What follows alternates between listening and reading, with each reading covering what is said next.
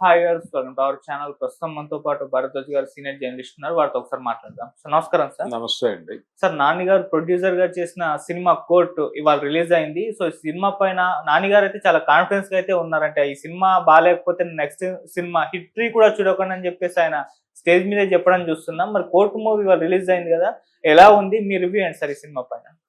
Court cinema technical గా బానే ఉంది. సినిమా అంటే ఆడియన్స్ ని థియేటర్ లో కూర్చున్న ఆడియన్స్ ని ఎంగేజ్ చేయగలిగారు, కొద్ది మేరకు ఎమోషనలైజ్ చేయగలిగారు, అన్ని విధాలుగా అంటే కనెక్ట్ చేసుకోగలిగారు. థియేటర్ని సినిమా కనెక్ట్ చేసుకోగలిగింది. ఆ విధంగా ఇది సక్సెస్ఫుల్ సినిమా అనే చెప్పాలి. ఈ మధ్య కాలంలో మనం పోక్సో యాక్ట్ గురించి విపరీతంగా వింటున్నాం. అంటే మైనర్ బాలికల మీద జరుగుతున్నటువంటి అత్యాచారాలని నిరోధించడానికి తీసుకొచ్చినటువంటి చట్టం అది. అయితే చాలా సందర్భాల్లో ఇలాంటి చట్టాలకి ఇబ్బంది పడేటువంటి వాళ్ళు కూడా ఉంటారు. అడపాదడప ఇవి మిస్యూజ్ అవుతున్నాయి అనేటువంటి ఆరోపణలు కూడా ఉంటాయి. కొన్ని సందర్భాల్లో అది నిజం కావచ్చు కూడా. ఇదే కాదు, ఎస్సీ ఎస్టీ అట్రాసిటీస్ యాక్ట్ కూడా మిస్యూజ్ అవుతోంది అనేటువంటి ఆరోపణలు ఉన్నాయి. మిస్యూజ్ అయినటువంటి సందర్భాలు ఒకటో రెండో ఉంటే ఉండొచ్చు గాక, కానీ వీటిని అడ్డం పెట్టి ఈ చట్టాలని పక్కకి తరలించటము లేకపోతే దీన్ని సవరించటము చేసేటువంటి ఒక ప్రయత్నం నిరంతరంగా సమాజంలో జరుగుతోంది. ఈ ప్రాసెస్లో భాగంగా వచ్చినటువంటి సినిమాయే కోర్టు. ఇందులో అంటే మిస్యూజ్ ఎలా జరుగుతుంది, యాక్ట్ మిస్యూజ్ ఎలా జరుగుతుంది అనే దాని మీద ఎక్కువ కేంద్రీకరణ నడిచింది. దానికోసం ఏమేం సరుకులు కావాలో ఆ సరుకులన్నీ కొని ఈ కూర వండాడు ఆయన. కోర్టు అనేటువంటి ఒక కూరను వండే డైరెక్టర్ గారు. ఇందులో ఆయన ఒక ఆడ మగ ఉండాలి కాబట్టి వాళ్ళిద్దరిని తీసుకుని వాళ్ళిద్దరిని భిన్న తరగతుల్లో నిలబెట్టి ఈ భిన్న తరగతుల్లో నిలబడినటువంటి అమ్మాయి అబ్బాయి మధ్య ప్రేమ వాళ్ళిద్దరిని కనెక్ట్ చేస్తే ఈ ప్రేమ నచ్చినటువంటి పెద్దవాళ్ళు అడ్డం పడితే ఆ అడ్డం పడేటువంటి క్యారెక్టర్లో చాలా కాలం తర్వాత శివాజీ యాక్ట్ చేశాడు. ఆ మధ్య ఆయన రాజకీయ విశ్లేషణలు అలాగే రాజకీయ జోస్యాలు చెప్పడంలో నిమగ్నమైపోయినటువంటి శివాజీలో నటుడిని చూడటానికి జనం సిద్ధంగా లేని సమయంలో ఆయన్ని తీసుకొచ్చి తెర మీద నిలబెట్టి అతనితో చాలా సక్సెస్ఫుల్ ఇన్నింగ్స్ ఆడించారు ఈ సినిమాలో. అతని పెర్ఫార్మెన్స్ బాగుంది, మంచి క్యారెక్టర్ ఆర్టిస్టు. గతంలో కూడా ఆయనకి విలన్ క్యారెక్టర్లు చేసిన అనుభవం ఉంది. ఈ సినిమాలో క్యారెక్టర్ రోల్ చాలా బాగా ప్లే చేశాడు. డెఫినెట్గా అంటే తెలుగు తెలిసిన ఒక మంచి క్యారెక్టర్ ఆర్టిస్టు తక్కువ ఉన్న సమయంలో ఇతను ఈ క్యారెక్టర్లో ఇతను ఇంట్రడ్యూస్ చేయటం అనేది బాగుంది.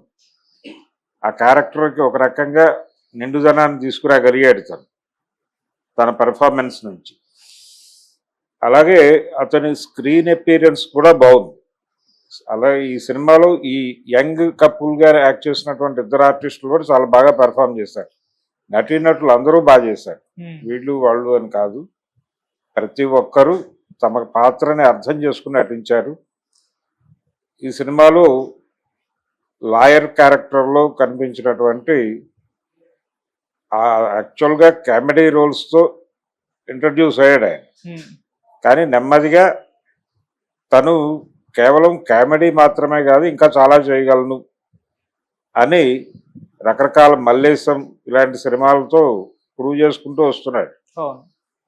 ప్రూవ్ చేసుకుంటూ ఈ సినిమాలు పర్టికులర్గా అంటే చాలా సినిమాల్లో అతన్ని ఫేస్ చూడగానే మనకి ఎక్కడో ఇతను మిస్ మ్యాచ్, ఈ క్యారెక్టర్కి ఇతను ఇంతకంటే గొప్ప క్యారెక్టర్లు చేయగలిగిన నటుడు ఇతనితో ఇలాంటి క్యారెక్టర్లు చేస్తున్నారేమిటి అని ఒక సందేహం వచ్చేలాంటి పరిస్థితిలో కూడా అతను చాలా సినిమాలు చేశాడు.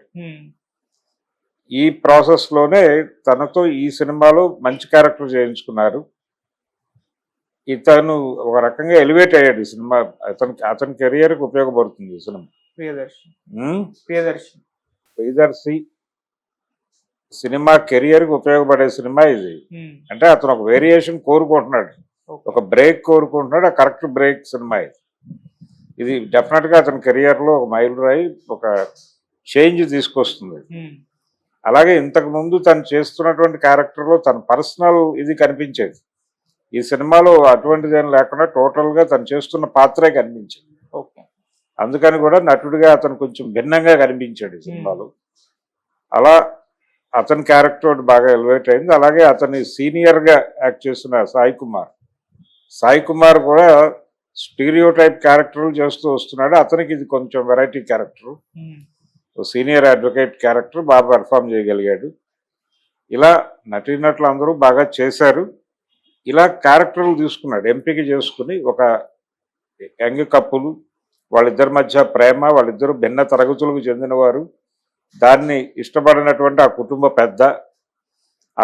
పెద్ద తన పరువు పర్సనల్గా, కుటుంబ పరువు కంటే కూడా తన వ్యక్తిగత పరువు నిలబెట్టుకోవడం కోసం ఇతన్ని ఎలాగైనా సరే చాలా సీరియస్ క్రైమ్లో ఇరికించి, తద్వారా ఈ కుటుంబం వైపు చూస్తే ఈ లెవెల్లో శిక్షలు ఉంటాయని ప్రపంచాన్ని భయపెట్టాలి అనుకుని ఒక లాయర్ని, ఒక పోలీసుని హైర్ చేసుకుని చేసినటువంటి ఒక డ్రామాని ఈ లాయర్ ఛేదిస్తాడు.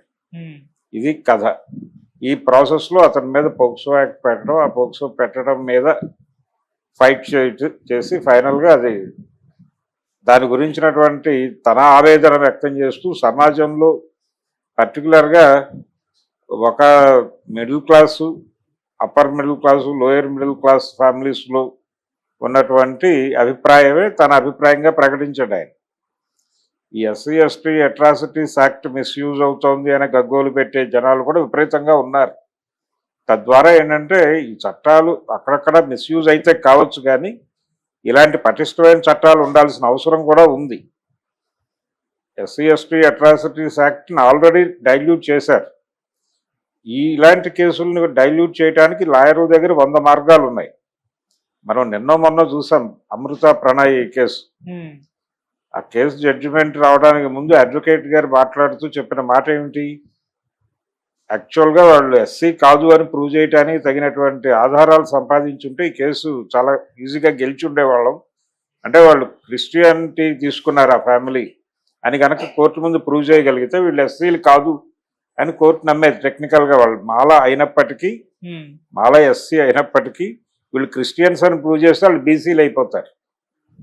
బీసీలు అయిపోయిన తర్వాత దళితుల్ని చంపారు అనేది రాదు కదా. ఎస్సీ ఎస్టీ అట్రాసిటీస్ యాక్ట్ అనేది ఇమీడియట్గా తప్పుకుంటుంది సీన్లో నుంచి. అది తప్పించేసిన తర్వాత అప్పుడు బీసీని ఒక ఆర్య వయస్సును చంపినట్టుగా తయారవుతుంది సీన్.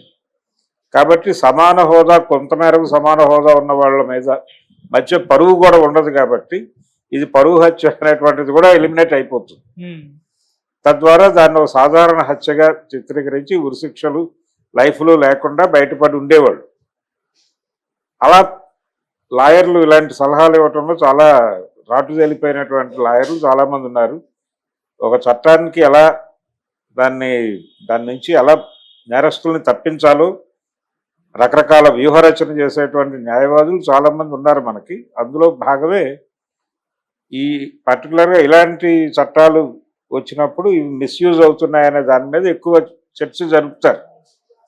అట్లా మనం రీసెంట్గా ఇంకొక కేసు, పాపులర్ కేసులో, పోక్సో కేసులో ఇరుక్కుని జానీ మాస్టర్ గొడవ విన్నాం మనం. ఈ జానీ మాస్టర్ గొడవలో జానీ మాస్టర్తో ఐడెంటిఫై అయిన వాళ్ళందరూ ఈ సినిమాలో కంటెంట్తో ఐడెంటిఫై అవుతారు. ఇలాంటి ఒక సందర్భం ఉంది ఈ సినిమాకి. ఈ సందర్భం ఉండటం వల్ల థియేటర్లో ఆడియన్స్ కనెక్ట్ అయిపోతున్నారు ఈ సినిమాకి. తద్వారా ఈ సినిమా రేంజ్ పెరిగింది. ఒక జనరల్గా ప్రస్తుతం జనాల్లో పర్టికులర్గా మేల్ యూత్లో జరుగుతున్నటువంటి ఒక డిస్కషన్కి ఈ సినిమా ఒక ఆలంబన ఇచ్చే ప్రయత్నం చేసింది. సో వాళ్ళు కనెక్ట్ అవుతారు, సినిమా ట్రావెల్ అయిపోతుంది, నో ప్రాబ్లం. అయితే చెప్పదలుచుకున్న విషయాన్ని సిన్సియర్గా, సీరియస్గా జనాలకు బలంగా రిజిస్టర్ అయ్యేలాగా చెప్పగలిగాడు డైరెక్టర్. అది అతని గొప్పతనం. అతనికి ఆ స్వేచ్ఛ ఇచ్చినటువంటి ప్రొడ్యూసర్ గొప్పతనం కూడా. అయితే అది అతను చెప్పిన అభిప్రాయం సమాజాన్ని ముందుకు తీసుకెళ్తుందా, వెనక్కి నడిపిస్తుందా అంటే, ఇలాంటి చట్టాలు వచ్చినప్పుడు మిస్యూజ్ జరగటం కామన్ అనేది తీసేయాలి. తీసి ఈ చట్టాన్ని పటిష్టంగా అమలు చేయడానికి ఏం చేయాలి అనే దాని మీద ఆర్గ్యుమెంట్ చేయాలి. పెట్టేటప్పుడు వ్యక్తిగత ప్రయోజనాలు లేకపోతే ఆ ప్రయోజనాల మేరకు పెట్టించటం అనేది కాకుండా పెట్టాల్సిన సందర్భంలో ఖచ్చితంగా పెట్టి తీరాల్సినటువంటి చట్టాలు కొన్ని ఉంటాయి.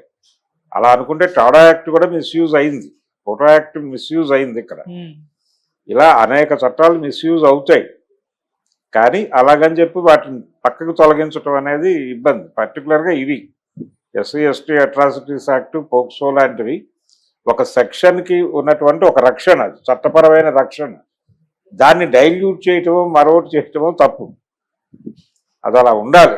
అలా ఉన్నప్పుడే అసలు చాలా మంది తప్పించుకుని వెళ్ళిపోతున్నారు ఈజీగా. ఇంకా అది ఏం ఆపగలుగుతోంది? ఇలాంటి చెదురుమదురు కేసులు తప్ప చాలా వరకు రకరకాల మార్గాల్లో దాని నుంచి తప్పించుకుని ఎలా వెళ్ళాలో లాయర్లకు తెలుసు. వాళ్ళ జ్ఞానబోధతో అలా వెళ్ళిపోతున్న వాళ్ళు అనేక మంది ఉన్నారు. అందుకని ఆ ఏరియాలో ఇంకొంచెం పరిశోధన చేసి దాని మీద ఒక డిస్కషన్ ఓపెన్ చేసి ఉంటే బాగుండేది. అక్కడి నుంచి తన ఆర్గ్యుమెంట్ తను చెప్పదలుచుకుంది ఎప్పుడైతే అయిపోయింది అనుకున్నాడో డైరెక్టరు, అంటే మిస్యూజ్ అవుతోంది అనేది చెప్పాలనుకున్నాడు. ఆ మిస్యూజ్ అవుతోంది అనేది బలంగా చెప్పేసిన తర్వాత తన బాధ్యత అయిపోయిందని ఆ తర్వాత సినిమాని లైటర్ వెన్లో వదిలేశాడు. కథ చివరి దశకు వచ్చేసిన తర్వాత కొంచెం లైటర్ వెన్లో అలా ముగింపు పలుకుతాడు. అక్కడ వరకు జనాల్ని కూర్చోబెట్టగలిగాడు, థియేటర్లో ఎంగేజ్ చేయగలిగాడు, ఆలోచింప చేయగలిగాడు. ఆ మేరకు సక్సెస్ఫుల్ సినిమా అనేది. డెఫినెట్గా ఇది ఒక మంచి రెవెన్యూస్ అయితే సాధిస్తుంది థియేటర్కల్ రిలీజ్లో. అలాగే ఓటీటీలో మంచి పెర్ఫార్మెన్స్ చేయగలిగినటువంటి కంటెంట్ ఉంది ఈ సినిమాలో. జనాలు ఎంగేజ్ అవుతారు. కొంచెం చట్టం